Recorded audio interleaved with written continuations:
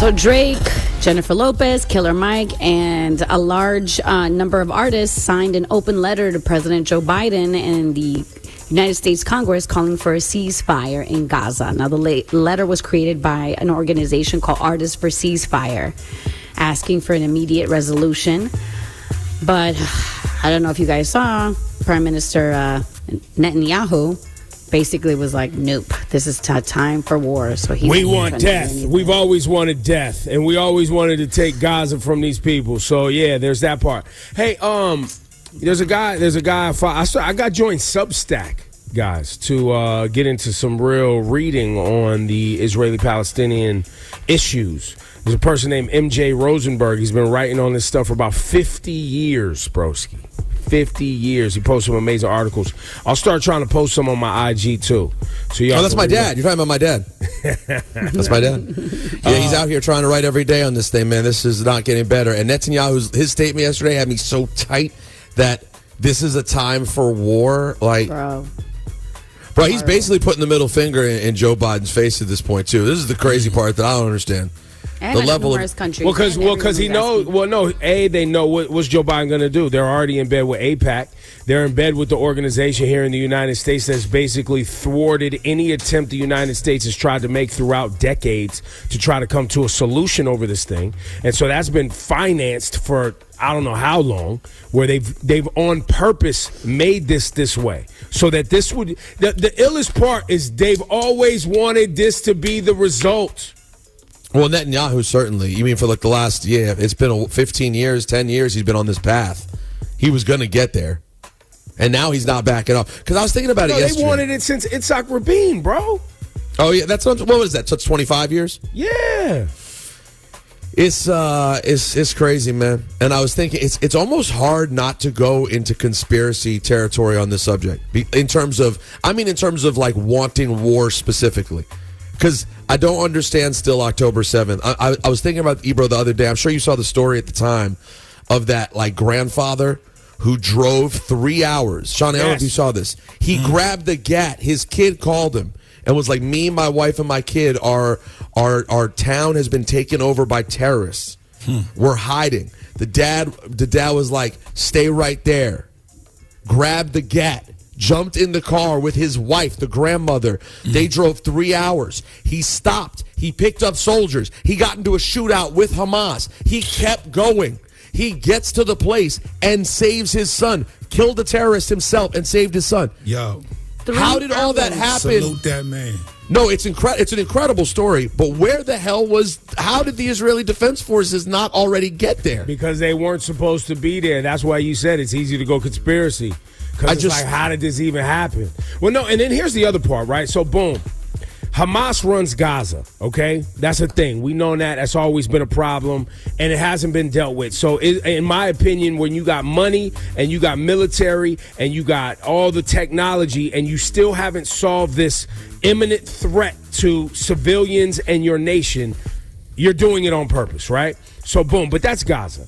Then over in the West Bank, which is, how far is the West Bank from Gaza? 100 miles? It's far. It's not the same. So this is a whole other area where Palestinians live. In that area, those Palestinians who are just living their lives. They're getting their homes taken by rando psychos. Yes. And it's being protected by the government, but this government of Israel I'm supposed to believe that you guys have created a safe coexistence of Palestinians and Israelis when in the West Bank, people are allowed to take. And by allowed, I mean the IDF is standing there protecting you, which is why they weren't in Gaza in the first place, according to reports. They're there protecting people who are stealing houses. Like literally removing people who have been living there forcefully for years. Removing old women from houses and laughing in their face. And I'm supposed to believe you as a nation are not some sort of racist psychos? Your government? Like, how is that okay? Well, and so people have a little more context.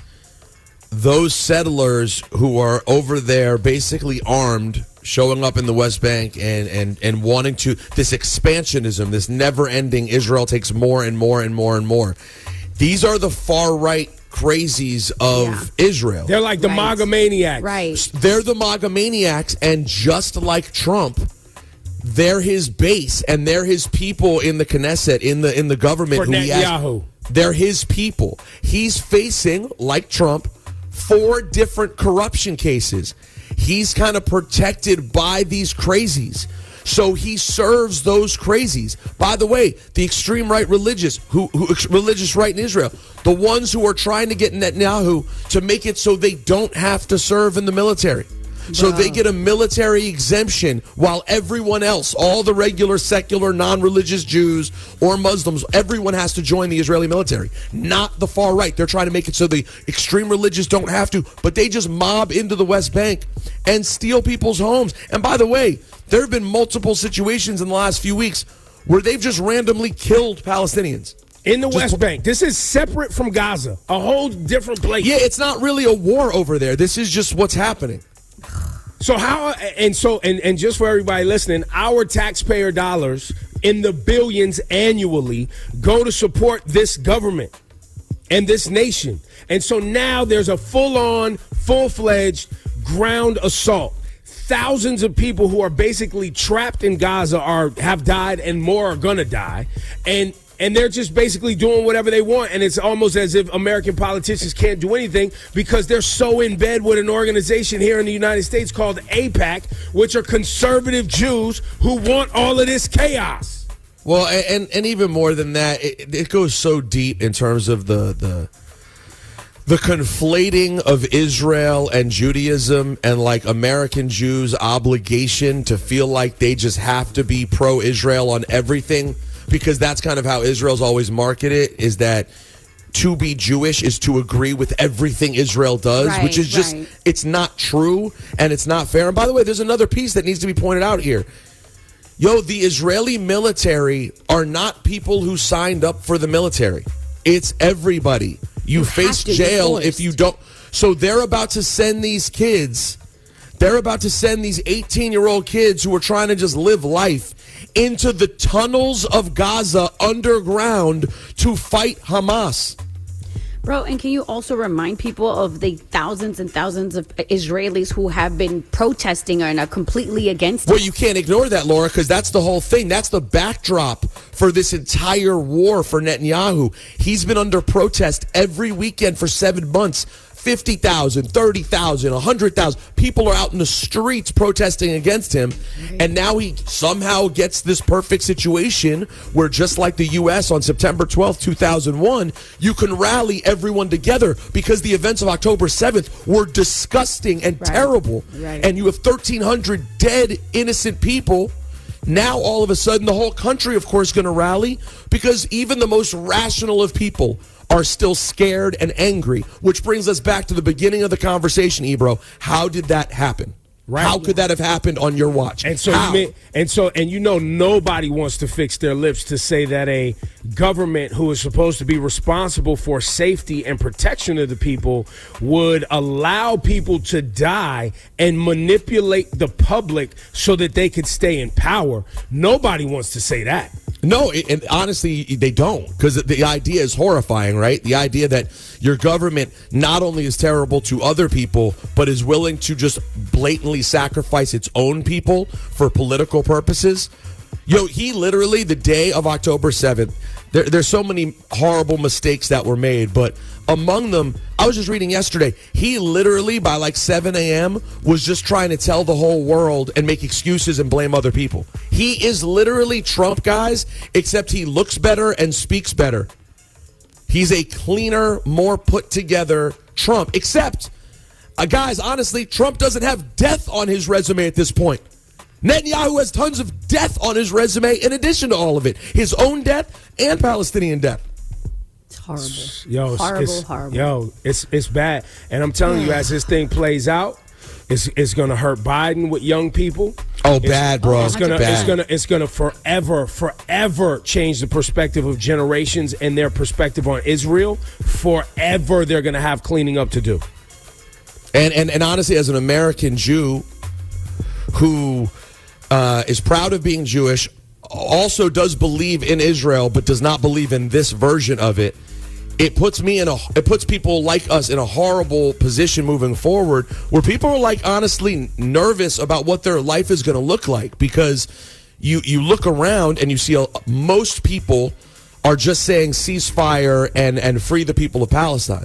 But if you do look on the far fringes, Ebro, you see people where it does veer into just pure Jew hate. Well, no. And there's going to be more and more of it. No. Anti-Semitism is at an all-time high. Did you see what just happened in Russia? Russia, they stormed the airport when a airline landed from Tel Aviv. They stormed the airport. Now, that area in Russia is very Muslim. Yeah. And that's where the bombers who attacked the Boston Marathon were from. Oh, wow. So it's a militant base kind of area. It's already that kind of area anyway. Why was a plane landing there from Israel?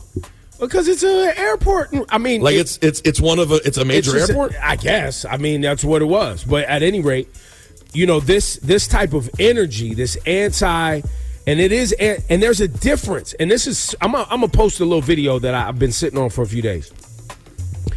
Being anti-Semitic is just a blanket disregard for Jews. That's foul.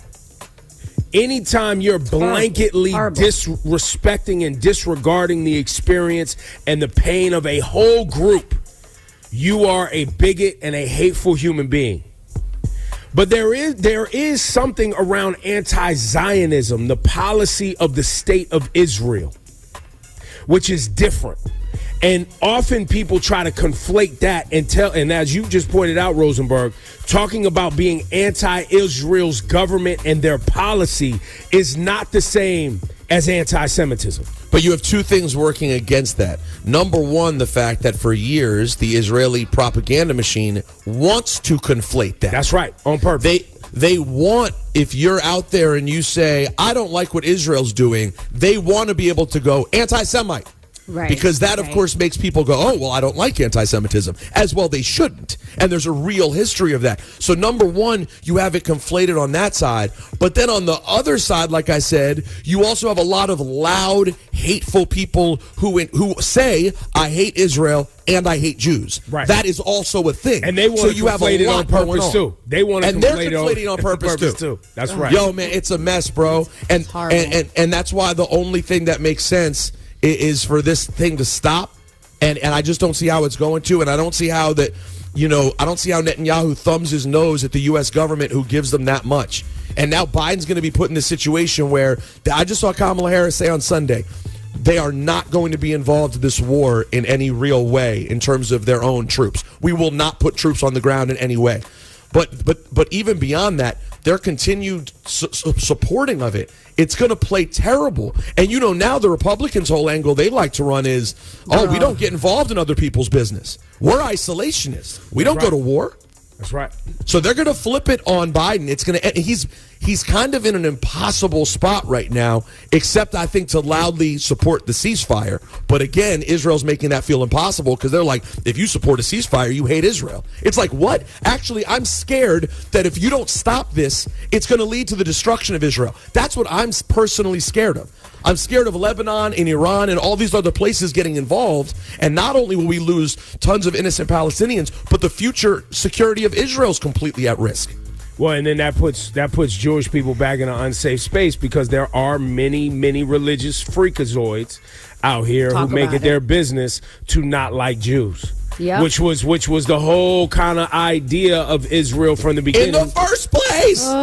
Yo, and then how about this? Hold on, let's keep going, though. So then by that point now, we already know Jews aren't necessarily popular throughout the Middle East. So you have an entire region where they don't do great. The world, bro. The world. And the world. But in America, we're safe, right? Okay. But this costs... Right, because this, let's say this then cost Biden the election. And then they bring Trump back into office. And then Trump notices the way the tea leaves are going, people don't really like the Jews these days. No, when Trump was already in office last time, they was holding the tiki torches talking about the Jews won't replace us. That already happened. Never forget that. Right, but what if that gets even bigger because of this war?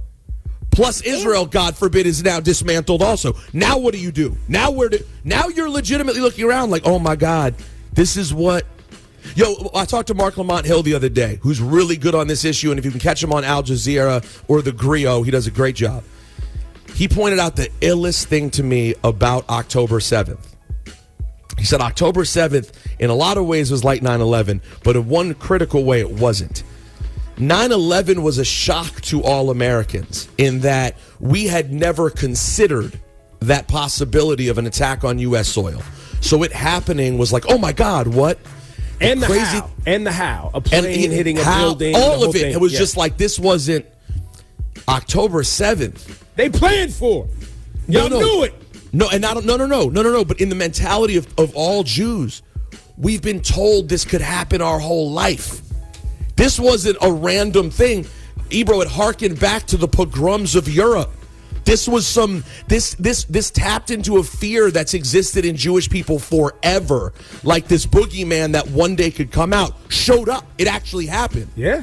So it tapped into a fear that was completely deeper, which also then goes back into why so many people now are seeing blood and not thinking clearly. They're thinking with revenge instead of thinking about, we don't want more innocent lives, and furthermore, we need to protect our own safety, not just fight out of revenge, which is what Netanyahu's doing. He's trying to tap into everybody's, vengeful feelings. That if you're an American, a lot of people can remember having that feeling on September 12th. And guess what? It led to a wrong, illegal, horrible war where 1 million Iraqis died. Well, and I keep thinking about the end result, right? So the end result of what you just articulated, we attacked a nation, didn't have nothing to do with it. It was a guise and a revenge move from George W. Bush. We got all of that info, but guess what happened? Nothing. And they know that. Nobody was held accountable. We still sit here today, 20-something years later, talking about, moment of silence and all for the people who died, and rightfully so, died right here in New York City. And I get that. But nobody was held accountable for those other lives that we took. And so now the history books flow on, and that's what Netanyahu and individuals like him know, that in 5 to 10 years, they're going to keep beating the marketing drum of October 7th, which is why he used words like barbarism when describing Gaza and Hamas. Because they continue to try to make that whole section of human beings look like animals and savages, so that the greater world, which is very classist and very racist, just looks at these human beings like they don't matter. We do it all the time, where we look at poor people who have nots, as they're in the way and they don't matter. And when your foot has been on their neck for so long and they even remotely try to raise up, look at them. Well, but take them out. But now, what if instead of quote remotely try to go up, they have they go all the way. They go all the way and kill innocent people in a brutal and horrifying way. Now, it reinforces everything. It makes you feel as if those monsters on October 7th represent each and every poor Palestinian person. That's right. And I'm sure if you were to go through and ask, most people were disgusted with everything that happened. Of course, man. Of course. And man, it's a mess. Listen, anti-Semitism is at an all-time high, and also sending love to all my Muslim Palestinian family where Islamophobia is also disgusting. It's an excuse for all these cycles to put extra sauce on it and continue pushing their ugly narrative. Just sending love, man, because it's a tough time. It is a tough time. And I love people with a platform using it, however you're using it. If you're not using it, I don't judge you. You know what I mean? Because you may not do that sort of thing, right? You may not speak out about anything. And so I'm not the type of person that's going to be like, yo, why is this one not saying nothing and this one not saying nothing when it comes to an issue like that? Well, especially when a lot of people are saying something and I go, you know what, I wish you weren't saying anything. Well, then there's that part. But I also you don't have enough info. I want to reinforce to people this is why elections matter, right? And it's also a reminder just how much control we don't have as everyday human beings. Because no matter how many times we've covered this, even before October 7th on this program, and talked about how bad the situation was in Israel and how Palestinians were being treated and how it must be better, no one cares to listen. And now mass death is on the calendar.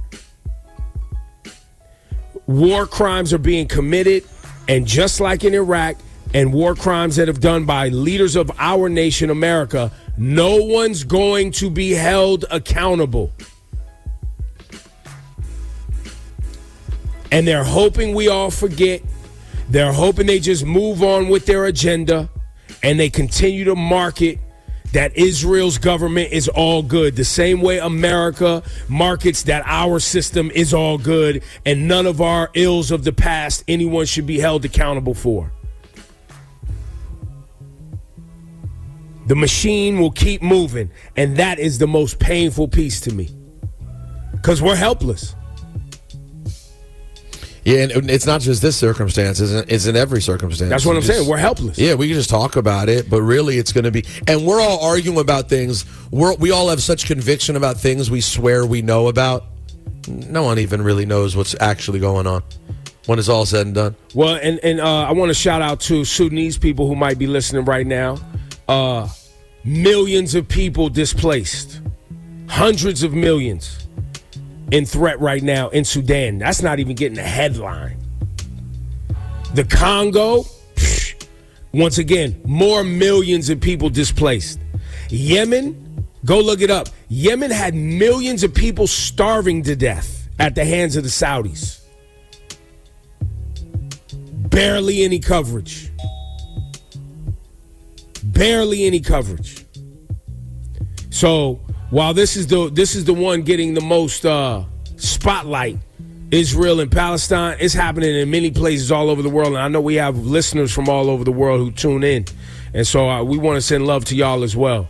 Yeah, who are probably like, why doesn't this subject in my area get covered? Because it's not getting the same, people aren't getting the same traction on their social media. Because they're poor and black. That's why.